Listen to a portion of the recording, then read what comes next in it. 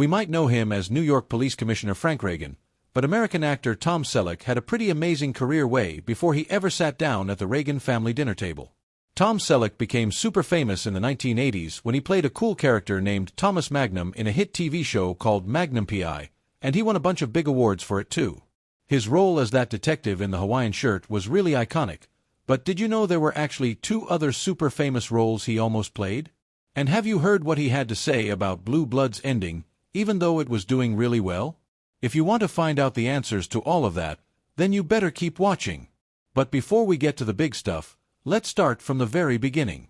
Tom was born Thomas William Selleck on January 29, 1945, in Detroit, Michigan. His mom Martha was a stay-at-home mom, and his dad Robert Dean Selleck worked as a big-time real estate guy. Tom has an older brother named Robert, a younger sister named Martha, and a younger brother named Daniel. Even though Tom was born in Michigan, the whole family packed up and moved 3 years later in 1948 to Sherman Oaks, California, and that's where he grew up.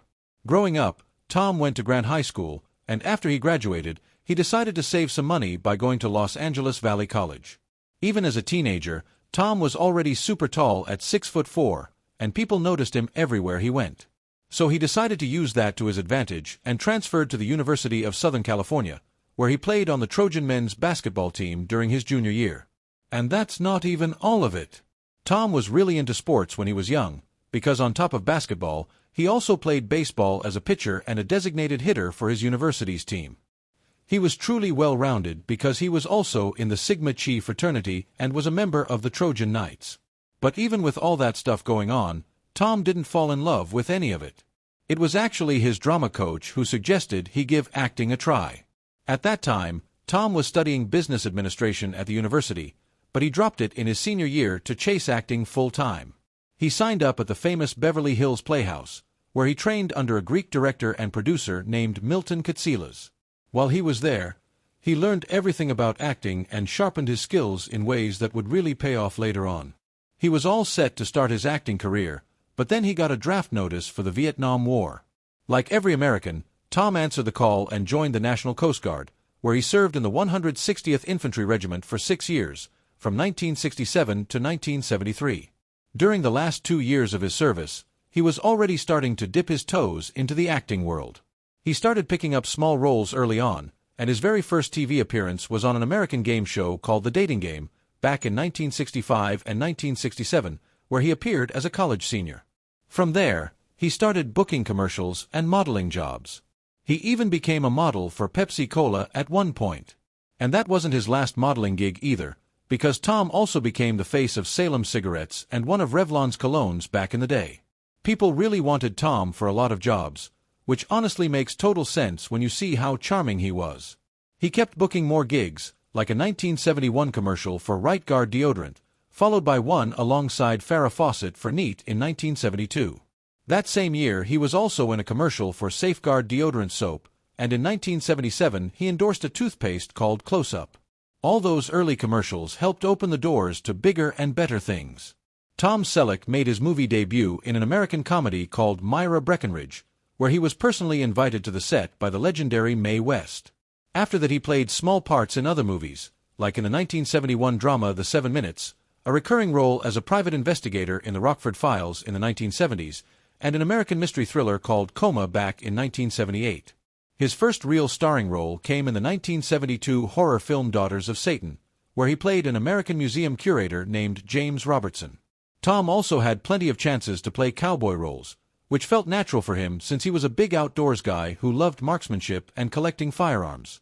He appeared in 5 Western films, including The Sacketts, Concrete Cowboys, The Shadow Riders, Quigley Down Under, and Last Stand at Sabre River, where his performance earned him the Western Heritage Award in 1997. From playing extras to small talking roles all the way up to starring roles, Tom Selleck had built up a really impressive list of acting credits. But it wasn't until he landed the role of Thomas Magnum that he truly became a household name. He beat out a lot of competition and was chosen to play the lead in the series right after filming 6 other TV pilots that never got picked up. Tom landing that big role just shows that the right opportunity will always find the right person. In case you don't know who Thomas Magnum was, he wasn't your average detective. He was a former Navy SEAL who served in the Vietnam War, But he left all that behind and traded in his military uniform for a Hawaiian shirt and a Ferrari 308 GTS to live his best life as a private investigator in a sunny paradise. His military clothes were gone, but his sharp thinking stayed with him, and he used it along with military tactics to solve crimes, all while rocking his famous mustache and Detroit Tigers cap. Magnum P.I. had a super successful 8-year run, and by the time the show wrapped up in 1988, it was already being called one of the top-rated one-hour shows in rerun history, which just shows how much people loved it even years later. Tom Selleck later opened up and said that if he had gotten his way, a Magnum movie would have picked up right where the series ended, meaning Magnum would have gone back to the Navy and become a great officer. This was all before the Magnum P.I. reboot came along, and Tom said he had been waiting to see if any producers were interested in making a Magnum movie. He remembered that none of them ever called or reached out to him, and he was pretty disappointed about it since he was totally down to help.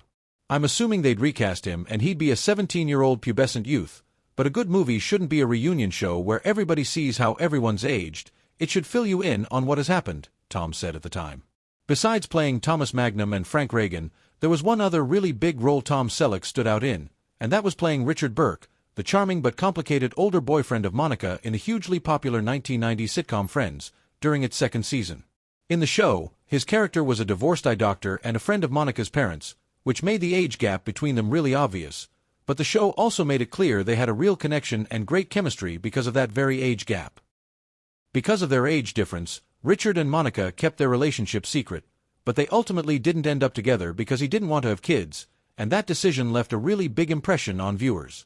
Tom was only in 6 episodes, and his own agents actually told him not to do the sitcom, but it turned out to be a great move because the actor earned an Emmy nomination for Outstanding Guest Actor in a Comedy Series in 2000 for playing Richard.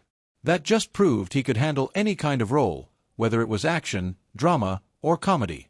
In 2005, he took on the role of Jesse Stone, a transplanted lawman in a made-for-TV movie series based on novels written by Robert B. Parker. The series ran for 9 installments, and Tom not only played the lead but also worked as a producer. In the 5th movie, Jesse Stone, Thin Ice, he even showed off his writing skills by crafting an original story that fans really enjoyed. In 2007, he made a big return to TV drama when he joined the cast of the NBC show Las Vegas in its 5th season. He played A.J. Cooper, the new owner of the Montecito Casino, which was also his first regular drama role since his days as Thomas Magnum. His performance was as impressive as ever, and he smoothly filled the gap left by James Caan, who had left the show in the same episode. As good-looking as he is, it's no surprise that Tom Selleck was quite the heartthrob back in the day, though he's still got loads of charm even now. The handsome actor got married for the first time in 1971 to a really attractive woman, former American actress and model Jacqueline Ray. Around that time, he also adopted her son Kevin Shepard, who grew up to become the drummer for Tonic, an American rock band. Tom's first marriage lasted a solid 11 years before the two went their separate ways in 1982. It didn't take long for Tom Selleck to fall in love again, so he found himself at the altar waiting for his second wife, Jilly Joan Mack, to walk down the aisle on August 7, 1987. Together they have a daughter named Hannah, who was born on December 16, 1988. So what else is there to know about this guy, you ask? A whole lot, actually. You'd be surprised at the long list of things he's into, plus his thoughts on how his hit TV series Blue Bloods came to an end. Tom Selleck is a man of many interests, which was clear even when he was young. In college he was on the basketball and baseball teams, and like we mentioned, he was always a big outdoor guy. Some other sports he's really into are indoor and beach volleyball, and he even played as the outside hitter for the Outrigger Canoe Club in Honolulu. He was such a valuable player that Dennis Berg, one of his former teammates from back when he was still playing, couldn't stop raving about him in an interview with Volleyball USA back in 2011. According to Berg, Tom was a great teammate even though he was super busy filming Magnum P.I. at the time. Berg also said that Tom really appreciated being included in such a talented group, which is why he always practiced hard and gave everything he had. On top of that, Tom was patient with everyone and loved the big crowds at national tournaments, which was really different from his usual smaller get-togethers with close friends and family. Another sport he really loves is ice hockey. He goes to games whenever he can and is regularly spotted at Los Angeles Kings games at Staples Center in downtown L.A. Playing baseball in college wasn't enough for him, so when he had the money, he went ahead and bought a minority ownership stake in his all-time favorite team, the Detroit Tigers, a team he's loved since he was a little kid. Being a minority owner came in super handy when Tom Selleck was cast in the 1992 movie Mr. Baseball. To get ready for the role, he reached out to the team and got the chance to train with them during spring training. The actor completely threw himself into the role and spent 3 weeks doing batting practice, and he even made an exhibition appearance against the Cincinnati Reds. During that game, the Detroit Tigers manager at the time, Sparky Anderson, made a surprising call and asked Tom to be their pinch hitter. Even though he struck out after fouling off 3 pitches, what he walked away with that day was something money can't buy. Not only did it make his performance in the film way better, but it also gave him a much deeper understanding of what it really means to play professional baseball. That hands-on training experience without a doubt shaped the way he played a seasoned baseball player in Mr. Baseball. This American actor had already locked down his legacy as Thomas Magnum and Frank Reagan, but did you know Tom Selleck also almost played another absolutely iconic character? See, if only the producers of Magnum P.I. had let him take on other projects, things might have looked very different. For those of you who don't know, Tom Selleck was actually George Lucas's first choice to play the witty and adventurous Indiana Jones. In the end, the role went to Harrison Ford, and the rest is history. But at least both men became iconic in their own lanes. The really wild part about the whole situation was that Magnum P.I.'s filming got pushed back by over 6 months because of writer strikes, and if Tom had taken the Indiana Jones role, he actually would have been done filming by the time Magnum was ready to shoot. But that's just how life goes, and thankfully Tom was able to play Thomas Magnum for 8 full seasons. "Look, I made a deal with Magnum, and it was the best thing that ever happened to me," Tom admitted in an interview with Build Series back in 2017. "I'm proud that I lived up to my contract, and some people said you've got to get into a car and drive into a brick wall and get injured and get out of Magnum and do Raiders. I said I've got to look my mom and dad in the eye, and we don't do that. So I did Magnum. That's not so bad, is it? And guess what? Indiana Jones wasn't even the only huge role Tom Selleck was offered.